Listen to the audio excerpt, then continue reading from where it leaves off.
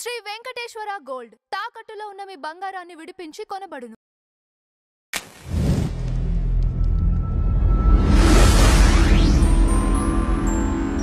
Madam నమస్కారం. నమస్తే madam, Mahesh Babu cinema కోసం రాజమౌళి గారు భారీ ఈవెంట్ ప్లాన్ చేసినట్లు తెలుస్తోంది రామోజీ ఫిలిం సిటీలో.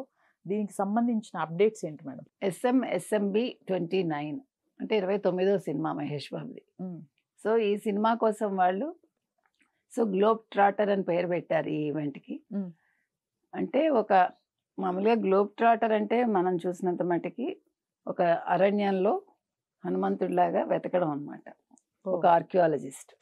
ఓకే, అంటే మనకు అర్థం కనిపించింది గూగుల్లో. అంటే ఎందుకు పెట్టుంటారు ఈ పేరు అని.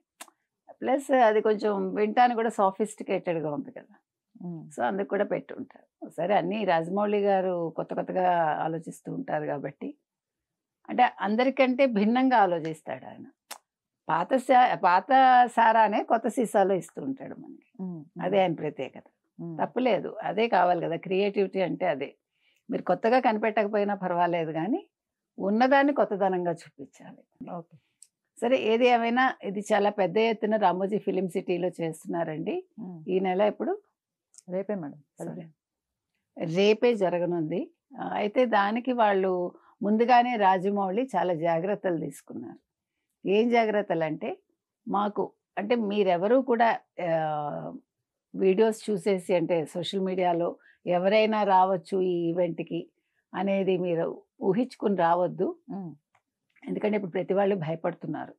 అప్పుడు మొన్న పుష్ప ఈవెంట్ కావచ్చు, మొన్న ఎవరు తమిళ్ వెట్రికழகம் ఆ పార్టీకి సంబంధించి జరిగిన స్టాంపీడ్ కావచ్చు, లేదు కాశీబుగ్గ స్టాంపీడ్ కావచ్చు, ఇలా ఎక్కడ చూసినా స్టాంపీడ్స్ మనం చూస్తున్నాం. ఇది ఇవాళ కొత్తగా జరిగింది కాదండి, కాంగ్రెస్ హయాంలోనూ జరిగాయి.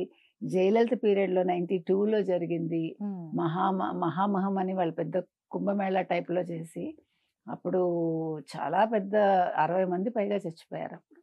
అట్లా మీరు హిస్టరీలోకి వెళ్తే కనుకైతే ఇవి జరుగుతూనే ఉంటాయి. కాకపోతే ఏంటంటే ఇప్పుడు సోషల్ మీడియా వచ్చింది కాబట్టి ఇంత దాన్ని అంత చేస్తున్నారు.